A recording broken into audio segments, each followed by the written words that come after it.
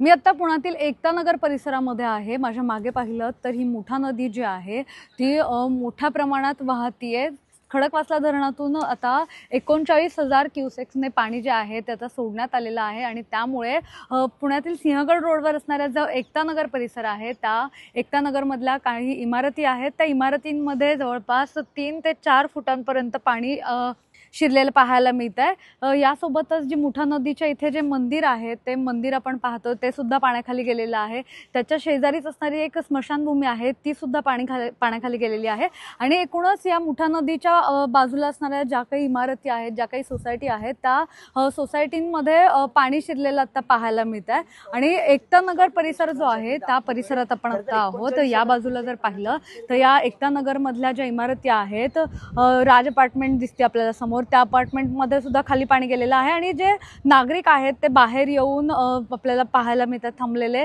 यासोबतच जे पुणे महानगरपालिकेचे कर्मचारी असतील, त्यासोबतच अग्निशमन दलाचे कर्मचारी असतील, जवान असतील, ते इकडे यांना सगळ्यांना रेस्क्यू करण्याचं काम करतायत। इथे आपण खाली पाहिलं तर पाणी जे आहे ते डायव्हर्ट करण्यासाठी ते लाल कलरचे जे पार्टिशन आहे ते टाकण्यात आलेलं आहे आणि त्याच्या माध्यमातून पाणी वळवण्यात आलेलं आहे। जवळपास 100 ते 150 जी कुटुंब आहेत ती सकाळपासून या भागात अडकलेली होती, मात्र आता त्यांना बाहेर काढण्यात यश आलेलं आहे।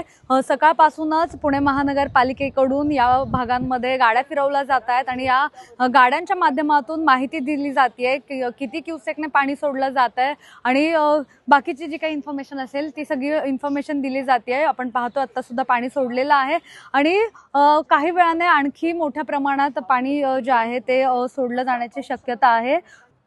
काल आपण पाहतो, काल असेल परवा असेल, मोठ्या प्रमाणात पाऊस सुरू आहे पुणे शहरात आणि त्यामुळेच खडकवासला धरण जे आहे ते ओव्हरफ्लो झालं होतं आणि त्यामुळे कालपासूनच पाणी सोडण्यात येत आहे। काल सुद्धा संध्याकाळी पाणी सोडलं गेलं होतं, आज सुद्धा सोडलं गेलं आणि आता जवळपास 39,000 40,000 क्युसेकने पाणी सोडलं जात आहे। नागरिकांना आवाहन केलं जात आहे की सुरक्षित ठिकाणी जा आणि त्यासोबतच पालिकेचे असतील किंवा अग्निशमन दलाचे जवान जे आहेत ते कुठलीही घटना घडू नये त्यासाठी सर्व इथे तैनात करण्यात आलेले आपल्याला पाहायला मिळतात। पुण्याहून मोना यनपुरे, सिविक मिरर।